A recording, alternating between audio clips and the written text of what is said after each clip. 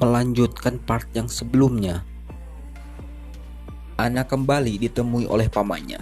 Ia juga membawa Ana ke makam ibunya dan menemui tersangka pembunuhnya, sambil memprovokasi yang membuat Ana semakin membenci Nyonya Choi. Setelahnya, Ana juga dijadikan seorang model. Dan ada adegan menarik di sana ketika seorang prias atau siapa ya melihat hubungan yang tidak biasa yang sedang dipertontonkan majikan dan pengawalnya itu. Atau Ana dan JH yang langsung disanggah JH. Tapi Ana malah mengakui kalau JH pacarnya yang membuat seketika membuatnya melongo. Dan satu lagi adegan manis kembali terjadi yang membuat pengawal tampan ini semakin kesemsem sama majikannya. Yaitu ketika Ana yang selesai di make up dan terlihat sangat cantik yang lagi-lagi membuat JH ileran. Diceritakan adegan pose-pose Ana sedang berlangsung yang seketika mendapat perhatian dan pujian dari orang-orang yang melihatnya. Tapi sayang di tengah lenggak-lenggoknya penyakit Ana kembali kambuh yang langsung dengan sigap dilindungi JH. Dan paginya berita yang tak mengenakan didengar oleh Nyonya Choi atas laporan asistennya, yaitu tentang cuitan Paman Choi yang mengungkapkan fakta kebenaran tentang calon ibu negara tersebut.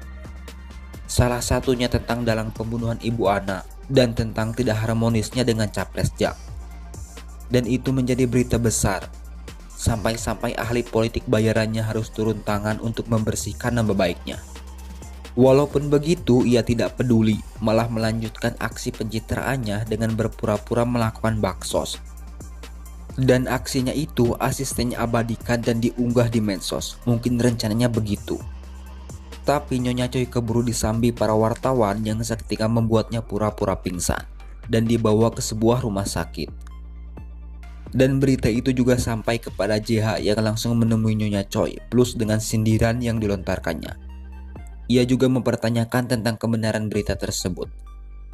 Nyonya Choi tidak membenarkan, tapi yang jelas ia tahu pelaku yang sebenarnya. Ia menyuruh JH bertanya kepada cermin ajaibnya apabila masih kepo tentang dirinya yang menurut Nyonya Choi alat itu tahu semua tentangnya.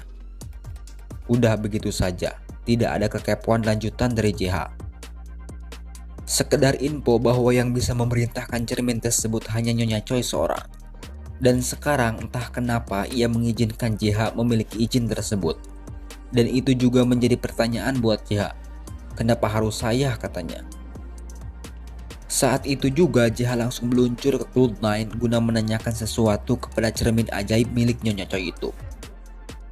Berita tersebut dimanfaatkan dengan baik oleh lawan politiknya, yaitu dengan cara menyelidiki kasus yang sedang beredar oleh pejabat negara yang berada di pihaknya. Tapi bukan Nyonya Choi namanya kalau sampai kehilangan strategi politiknya. Ia membalikan keadaan dengan memfitnah ibunya Ana dan mengakui Ana sebagai anak kandungnya bukan lagi sebagai anak tiri, dan itu dibenarkan suaminya itu Capres Jang di depan para wartawan yang seketika simpati publik terarah kepadanya. Contohnya saja seperti dua orang ibu-ibu yang asik ngerumpi sambil nonton berita tersebut, membicarakan Nyonya Choi dan menjelek-jelekan ibunya Ana yang seorang artis. Melihat counter attack dari Nyonya Choi, Capreso dan adiknya Paman Choi, dalang dari semua itu yang tadinya senyum-senyum kegirangan berubah menjadi kekesalan. Dan tentunya Ana lebih geram lagi terhadap ibu tirinya itu. Dan ternyata terungkap fakta bahwa itu semua adalah rencana Nyonya Choi dan asistennya untuk memberi pelajaran terhadap Ana yang baru-baru ini berani mengancamnya. Itu dibuktikan dengan seorang tersangka pembunuh tersebut adalah orang bayarannya, yang membuat JH marah atas kekejaman yang dilakukan Nyonya Choi dan asistennya terhadap wanitanya. JH juga menenangkan Ana yang sedang menangis dan mendeklarasikan perang terhadap Nyonya Choi di hadapannya. Ana juga ditemui ayahnya dan menjelaskan kebohongan itu pada Ana, tapi direspon dengan tidak baik olehnya. Dan pembicaraan mereka didengar JH. JH juga bergerak cepat, ia kembali ke Cloud9 dan mencari sebuah informasi dari cermin Nyonya Choi. Yang tidak diketahui ia mencari informasi tentang apa. Di saat bersamaan, Capres Jang kembali sedang melakukan aksi pencitraannya, yaitu sekarang ia melakukan belusukan ke sebuah pasar tradisional. Ana yang melihat itu dari televisi merasa tidak suka.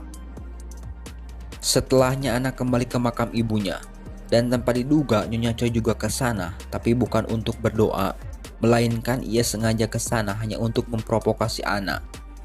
Nyonya Choi juga membicarakan tentang status Ana yang menjadi anak kandungnya, dan sudah sah di mata hukum yang artinya Ana adalah pewaris harta kekayaan Nyonya Choi selanjutnya. Ia juga membebaskan Ana memilih jalan hidupnya seperti jadi model dan lainnya. Asal Ana pergi dari hidup Nyonya Choi katanya. Tapi Ana menolak itu semua. Ia lebih berniat mengungkapkan kebenaran tentang ibunya sambil mengancamnya dan membawa-bawa nama JH. Yang seketika Nyonya Choi tersenyum dengan kalimat ancaman khas keluar dari bibirnya. Seperti mengancam JH yang dibawa-bawa Ana barusan. Plus dengan alasannya yaitu tentang kebenaran JH. Kenapa mau bekerja sama dengannya dan tentunya balas dendam tentang wanita yang bernama Rania. Yang ceritanya dilebih-lebihkan Nyonya Choi. Terus tentang betapa mudahnya Nyonya Choi menyingkirkan JH bila ia mau. Itu bisa terjadi apabila Ana terus membangkang yang seketika membuat Ana terdiam. Di sela-sela aksi pencitraannya, Capres Jang ditemui JH dan memberikan informasi yang menarik, yaitu tentang keberadaan sebuah bukti skandal mega korupsi yang melibatkan lawan politiknya. Yang lebih mencengangkan adalah keterlibatan presiden negara tersebut. Dengan bukti tersebut JH bisa menyeret dua monster sekaligus, yaitu Nyonya Choi dan Capres So katanya. Tapi itu tidak gratis. JH meminta syarat kepada Capres Jang, yaitu ia harus menjadi ayah yang baik untuk Ana. Dan ia juga harus siap mengkhianati Nyonya Choi dan mengungkapkan kebenaran tentang ibunya Ana. Ia menyanggupi sambil tertawa.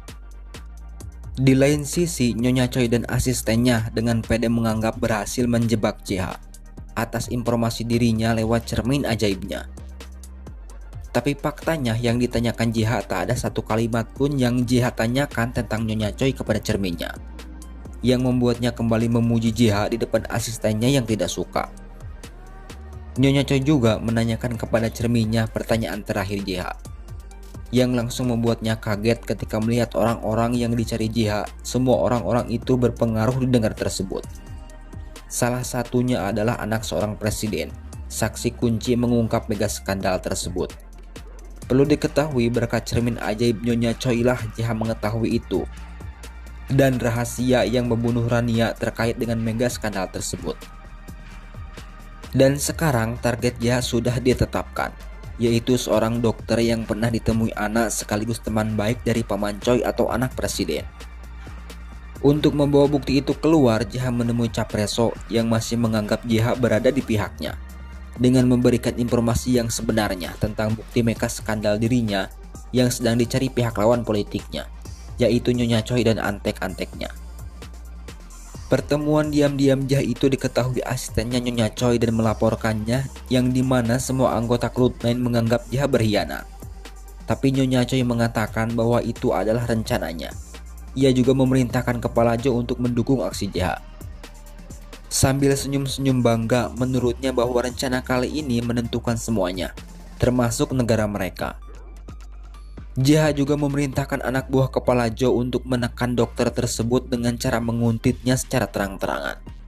Bukan sembunyi-sembunyi, tapi terang-terangan. Dengan harapan dokter tersebut gelisah dan memindahkan barang bukti. Yang JH tebak, bukti itu disimpan bukan di tempat biasa. Dan tepat, bukti tersebut disimpan di tempat peribadahan. Tahu ada yang mengawasinya, dokter itu kembali pura-pura berdoa.